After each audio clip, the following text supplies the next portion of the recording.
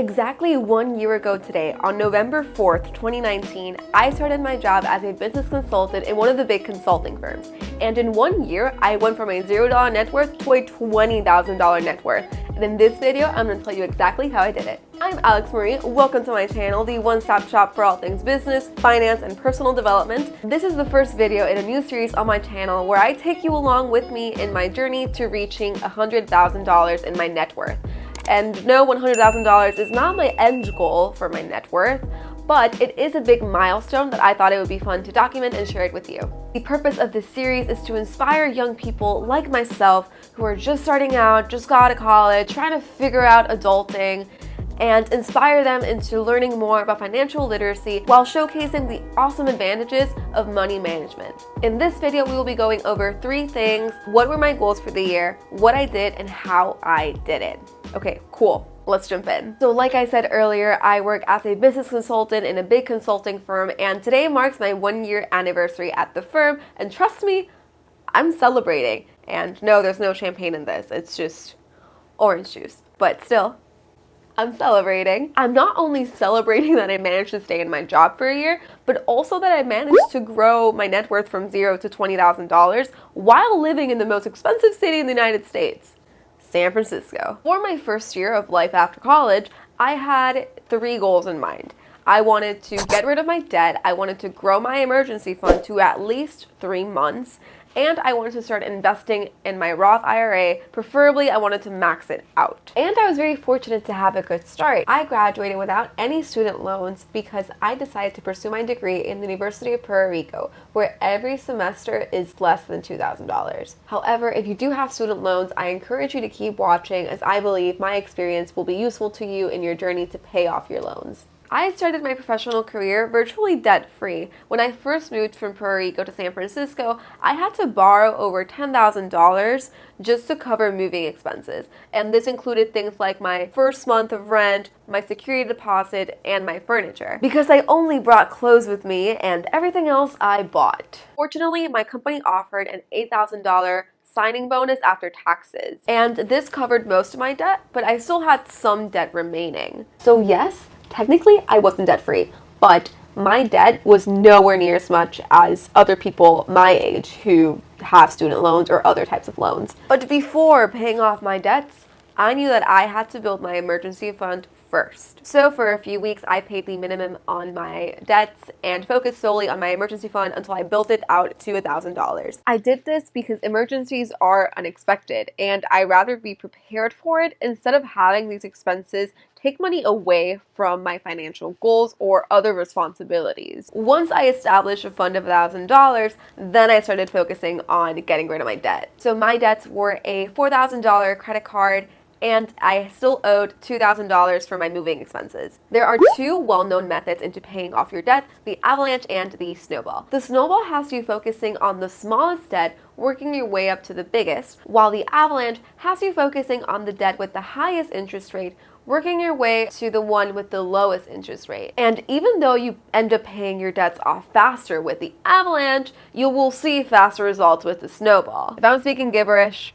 click here to open a new tab with a video where I explain everything about the snowball and the avalanche method. I decided on the snowball method to pay off my debts. I did this because, frankly, I know myself. I wanted fast results. I'm a very emotional person.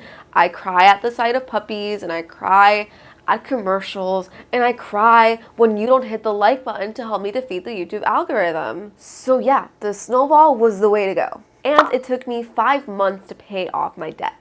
After paying my debts, I focused on 2 more things for the rest of the year: to grow my emergency fund even more to cover 3 months worth of expenses, and to max out my IRA. I was saving close to $1,000 per month towards my emergency fund, and I was investing approximately $600 through my IRA every month. Additionally, if I had any leftover money during the month, I would add that towards my emergency fund. And I'm very proud to say that in October of this year, I managed to get my emergency fund to 3 months worth of expenses. Cheers to that. So my emergency fund sits at $8,830 right now, which is 3 months worth of expenses. Remember, I live in San Francisco. And as of November 4th, 2020, which is today, my Roth IRA sits at $4,752. In addition to my emergency fund and my Roth IRA, I also have other accounts. This includes my employer-sponsored Roth 401k, and in my 401k, I have a balance currently of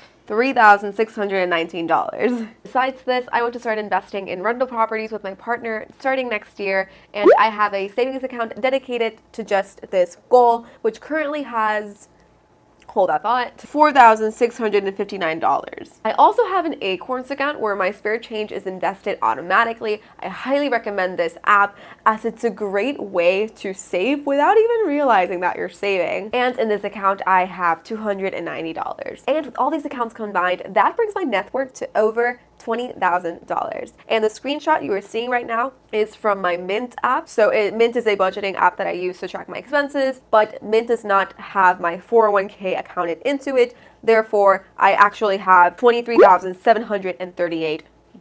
Now, this is how I did it. As I've mentioned in a couple of my other videos, the best way to get organized financially is to create and follow a budget. And I budgeted heavily every single Sunday for the past year.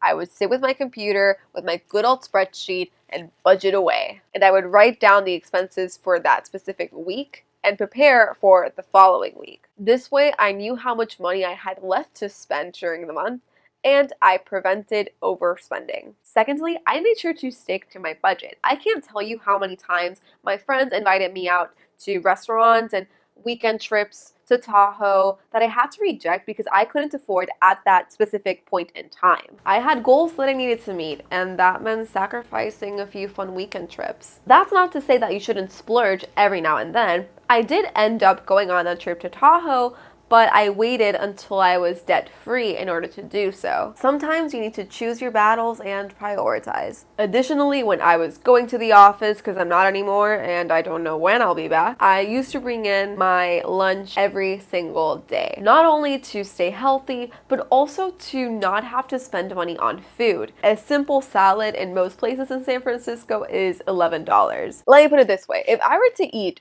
an $11 salad every day for lunch, I would be spending $55 per week on lunch.